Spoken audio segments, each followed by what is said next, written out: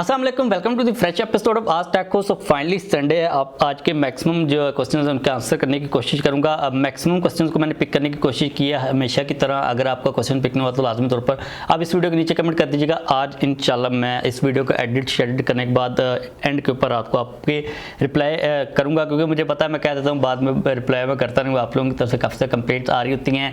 पहला क्वेश्चन आ रहा है आसिफ अली कुरैशी की तरफ से, गैलेक्सी S23 अल्ट्रा पाकिस्तान में प्राइस 5,60,000, इंडिया में 1,24,000 price, watch birds 2 pro free वगैरह वगैरह।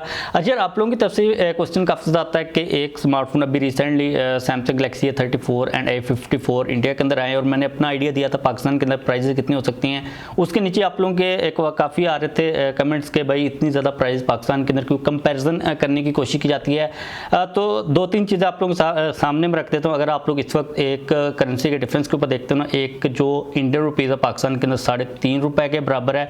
तो अगर आप यहाँ पर S23 अल्ट्रा की प्राइस को भी कैलकुलेट करो ना, 5,60,000 वर्सेस 1,24,000, तो इसको 1,24,000 को पहले तो आप 3.5 से मल्टीप्लाई करें ना, रेट कहाँ पर जाता है। उसके अलावा टैक्स जितने पाकिस्तान के अंदर हैं इतने ज़्यादा उधर उनके पास नहीं है। पाकिस्तान के अंदर जो इस वक्त सिचुएशन चल रही है वहाँ पर ये वाली सिचुएशन नहीं चल रही। सीधा सीधा करेंसी का डिफरेंस है, टैक्सेस का डिफरेंस है। इसके अलावा पाकिस्तान के अंदर फैक्ट्री तो उनकी मौजूद है, लेकिन कॉस्ट जो एक फ़ोन को बनाने की है वो कितनी ज़्यादा जो सिचुएशन है वो कितनी ज़्यादा ख़राब है आप लोगों को पता है। तो मुझे ये लगता है कि अगर हम लोग डायरेक्ट कंपैरिजन भी करते हैं ना चीज़ों का, तो S23 अल्ट्रा की जो प्राइस आई है ठीक ही है। मतलब कि इतनी ज़्यादा इन्फ्लेशन है, डॉलर का रेट इतना ज़्यादा अनस्टेबल है, तो काफ़ी ज़्यादा फैक्टर्स है इसके अंदर। ब्रांड का मुझे नहीं लगता कि किसी भी ब्रांड का कोई किसी किस्म का कसूर है। ये सिचुएशन है जो कि आपके सामने ही है।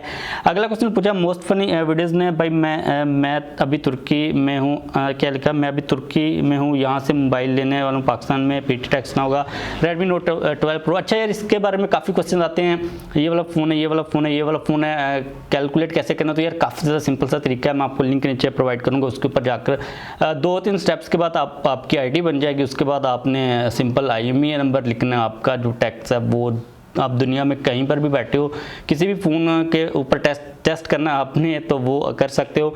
लिंक मैं लाजमी तौर पर नीचे अटैच कर दूंगा। DIRBS की जो वेबसाइट, वहाँ पर जाकर आपने बताना है कि आप ओवरसीज़ पाकिस्तानी हो या फिर पाकिस्तानी हो।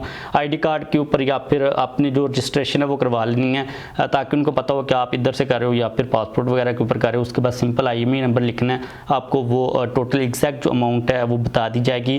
तो काफ़ी सिंपल सा तरीका है।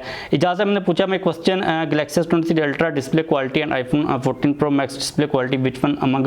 अच्छा यार, सीधी बात है, दोनों के अंदर सैमसंग के डिस्प्लेज लगे हुए हैं। एप्पल को सैमसंग की डिस्प्ले सबसे ज़्यादा प्रोवाइड करता है। दोनों के डिस्प्लेज के दरमियान में जो एक मेजर डिफरेंस है ना, वो भी इतना कोई खास ज़्यादा मेजर डिफरेंस नहीं है। ब्राइटनेस, जो पीक ब्राइटनेस है आईफोन के अंदर 2000 निट्स की है, जबकि सैमसंग के अंदर 1750 निट्स की है।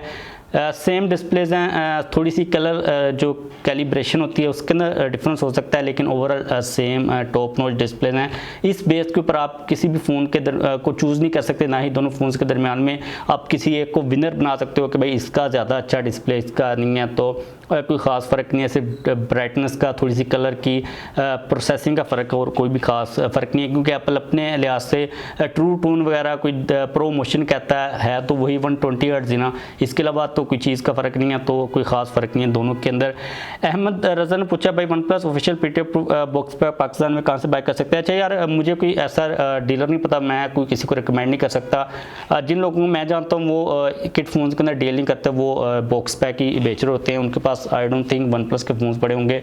आप OLX के ऊपर देख लीजिएगा, काफ़ी सारे डीलर्स बैठे हुए होते हैं, उनके पास हर किस्म का ऑप्शन होता है, पैच वाला, ऑफिशियल वाला, जो भी आपको मिल जाएगा। अगर आप नॉन भी लेते हो ना तो आप बाद में खुद भी करवा सकते हो। लाइक आपको मैं यही रिकमेंड करूँगा कि आप उनके ऊपर यकीन ना ही करें, आप खुद पे कर दें, क्योंकि आपने पे करना ही करना है, ये उनको जाना नहीं है, ये डायरेक्ट PT को जाना, तो खास फ़र्क पड़ेगा नहीं। आप किसी से भी कोई भी नॉन लेके उसको दोबारा बाद में करवा सकते हो, मतलब सिंपल सा ही तरीका है। मोहम्मद तलहा अशफीक ने पूछा वालेकुम सलाम भाई, मेरे गूगल में एक प्रॉब्लम आ रही है, जब मैं गूगल यूज़ कर रहा होता हूँ तो थोड़ी देर के बाद मुझे लोकेशन की परमिशन मांग रहा है, ऐसा क्यों हो रहा है। अच्छा, गूगल इटसेल्फ परमिशन नहीं मांग रहा होता। लाइक फॉर एग्जांपल आपने कोई वेबसाइट ओपन किया ना, लाइक कोई रेस्टोरेंट ओपन किया तो रेस्टोरेंट आपकी लोकेशन को एक्सेस करने की कोशिश करेगा, या फिर आपने कोई ऐसी चीज़ ओपन किया जिसका लोकेशन से किसी ना किसी हद तक कोई तरीका है, तो वो वाली वेबसाइट आपकी लोकेशन को मांग रही होती है, तो आप परमानेंट जाकर जो है ना ब्लॉक कर सकते हो गूगल की जो सेटिंग्स होती हैं, सेटिंग्स के अंदर जाकर वहाँ पर आप लोकेशन को बंद कर दें तो उसके बाद लोकेशन नहीं मांगी जाएगी। लेकिन कुछ वेबसाइट्स होती हैं जो कि चली इस बेस के ऊपर ही होती हैं आपकी, लाइक फॉर एग्जांपल आपने किसी जगह का कोई डिस्टेंस देखना, तो जाहिर सी बात है जब गूगल को आपकी लोकेशन पता चलेगी उसके बाद ही आपको बताएगा ना कि आपकी लोकेशन से आगे वाली लोकेशन तक कितना ज़्यादा डिफरेंस है। एप्लीकेशंस होती हैं उनकी डिमांड होती है, तो आप इनको सेटिंग्स के अंदर जाकर डेफिनेटली बंद कर सकते हो। इसके बाद नेक्स्ट क्वेश्चन पूछा कूल ने, भैया प्लीज़ मेरे क्वेश्चन का आंसर ज़रूर देना। आपको पता है कि प्राइस बहुत हाई हैं फ़ोन्स की, कोई अच्छा फ़ोन रिकमेंड करें जो अच्छा भी हो, कम प्राइस में हो। प्लीज़ हम पर रिक्वेस्ट ज़रूर बताइएगा। अच्छा यार सीधी बात करूँ, आज की डेट के अंदर फ़ोन अगर आपको चाहिए ना 70 से 80,000 से नीचे कोई अच्छा फ़ोन तो आपको मिलेगा नहीं। और अगर हम जो ऑफिशियली लॉन्च्ड फ़ोन्स की बात करते हैं पाकिस्तान के अंदर तो वो तो वर्थ इट बिल्कुल भी नहीं है। मेरे जहन में जो स्टार्टिंग बेस्ट फ़ोन है ना, जो कि आप मतलब इनिशियली जहाँ से रेंज स्टार्ट होती है वो गूगल पिक्सल 6 सीरीज़ से स्टार्ट होती है, या फिर OnePlus 8 या फिर 9। इन फ़ोन्स के ऊपर जब आप ओवरऑल देखते हो ना इनकी स्पेसिफिकेशंस और जिस प्राइस के ऊपर ये पाकिस्तान के अंदर मिल रहे हैं, इवन के डॉलर का रेट काफ़ी ज़्यादा ऊपर भी चला गया हुआ है, स्टिल ये वर्थ इट है। तो आप गूगल पिक्सल 6a 6 वगैरह से स्टार्ट करें, आगे आपके बजट के ऊपर डिपेंड करता है आप कहाँ तक जा सकते हो। लेकिन इनिशियल बेस लेवल के ऊपर गूगल पिक्सल 6a जो है ना काफ़ी डिसेंट फ़ोन है, कैमरा अच्छे हैं, डिस्प्ले भी अच्छा है, सॉफ्टवेयर का एक्सपीरियंस गूगल का स्टॉक एंड्रॉयड है। तो मुझे ये लगता है इससे नीचे जो है ना वो फिर कंप्रोमाइज़ नहीं है, आप जितने करने हैं किसी भी चीज़ के ऊपर, बैटरी के ऊपर वगैरह वगैरह तो आप कर सकते हो।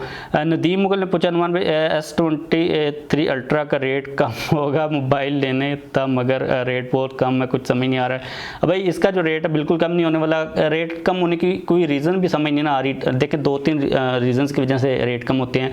पहली रीज़न तो ये होती है कि जो फ़ोन है ना जो उसकी प्रोडक्शन की कॉस्ट है, लाइक डॉलर का रेट एकदम से ही 100 रुपये नीचे आ जाए तो सही सी बात है जो पार्ट्स इंपोर्ट हो रहे हैं उनकी प्राइस कम हो जाएंगी और फ़ोन जो वो सस्ता हो जाएगा, या फिर आप 2-3 साल वेट करें उसके बाद तो ऑटोमेटिकली वो सस्ते हो जाएंगे। लेकिन जो पाकिस्तान की सिचुएशन चल रही है ना, बस ये भी रिस्क ये है कि आपने 2-3 साल वेट कर लिया उसके बाद भी कि 5,60,000 से वो नीचे आएगा या फिर नहीं आएगा, तो कोई सीन इस किस्म का मुझे तो एटलीस्ट नज़र नहीं आ रहा। आज़म अर्शद ने पूछा भाई मेरा OnePlus 8T का बैक टूट गया है, उसको चेंज करवाना चाहिए या और प्राइस पर कितना असर होगा। अच्छा यार ये वाले जो फ्लैगशिप फ़ोन्स होते हैं ना, स्पेशली तो पैकेट फ़ोन्स, इनके पार्ट्स मुश्किल से ही पाकिस्तान में मिलते हैं। अब इस फ़ोन मतलब कि अगर आप इसको चेंज अगर तो होता है ना 5-6 हज़ार तक चेंज होता है तो मुझे लगता है करवा लेना चाहिए, क्योंकि जो फ़ोन की रीसेल वैल्यू उसके ऊपर काफ़ी ज़्यादा असर पड़ता है और फ़ोन इतना ज़्यादा ईजिली मतलब बिकता भी नहीं है। लेकिन अगर आपको बैक पैनल कोई वही 20,000-25,000 का मिल रहा है तो भाई इसका कोई ख़ास फ़ायदा नहीं है, फिर आप ऐसे ही यूज़ कर लें उसको, मतलब फैशन बना लें, उसके ऊपर ट्रांसपेरेंट कवर लगा लें। लेकिन अगर कोई अंडर 10,000 चेंज हो रहा है ना तो आप करवा सकते हो, मतलब रेट शेड ले लें मार्केट में किसी से भी। ये सूरत हाल ठीक है, क्योंकि उसकी रीसेल वैल्यू अगर आप टूटे गिलास के साथ बेचोगे ना तो वो काफ़ी ज़्यादा ड्रेस्टिकली नीचे आएगी। प्राइस का मुझे पर्सनली तौर पर कोई आइडिया नहीं है, ये आपको मार्केट वगैरह से ही पता करनी पड़ेगी। यूसुफ खान ने पूछा है पीटी टैक्स इंक्रीज़ के बाद फ़ोन का टैक्स करवाना तो बेवकूफ़ी है, इस सूरत में क्या करें। अच्छा अभी मैं ना 2-3 दिन पहले यूनिवर्सिटी गया हुआ था तो मैंने काफ़ी ज़्यादा लोग देखे जिन्होंने आईफोन के साथ वो जो छोटे होते हैं ना फ़ोन वही पकड़े होते हैं। तो मार्केट का सर्वे देखने के बाद डिफरेंट किस्म के जुगाड़ लगाने के बाद जो फाइनल सोल्यूशन है ना वो यही है कि आप जो छोटे वाला फ़ोन है ना उसको साथ में लेके चलें, आपने उसे कॉल करनी है ना।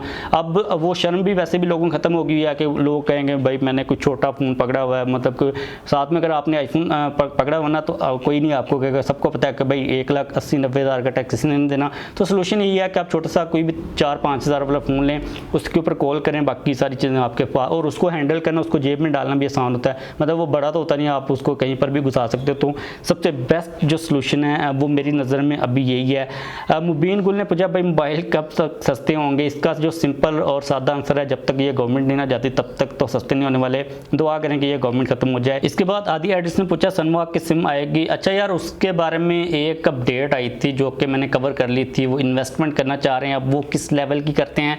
अब जो सिचुएशन चल रही है मैं आपको बताऊं, काफ़ी ज़्यादा कंपनीज पाकिस्तान के टेलीकॉम सेक्टर के अंदर इन्वेस्ट करने के बारे में काफ़ी इंटरेस्टेड है। वोडाफोन की हम लोगों ने बात की थी, ये जो चाइनीज़ सनवॉक है इन्होंने $2 बिलियन का आई थिंक कोई प्लान वगैरह दिया था।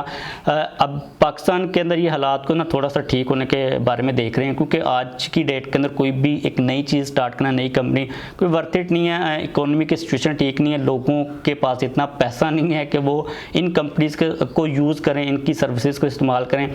अभी इनिशियली तौर पर हम लोग कुछ कह नहीं सकते। काफ़ी ज़्यादा कंपनीज टेलीनॉर को बाय करने के बारे में भी इंटरेस्टेड है, जिसके अंदर वोडाफोन भी है, सनवॉक भी है। तो हो सकता है कि ये एग्जिस्टिंग किसी कंपनी के साथ पार्टनरशिप कर लें, या फिर ये मतलब ये आएंगे पार्टनरशिप के साथ ही, क्योंकि जब भी कोई कंपनी आती है वो इतने ज़्यादा बड़े स्केल के ऊपर इंडिविजुअली मुश्किल से आ रही होती है। तो अभी तक के लिए कोई चीज़ कंफर्म नहीं है, लेकिन पॉसिबिलिटी डेफिनेटली यहाँ पर मौजूद ही है।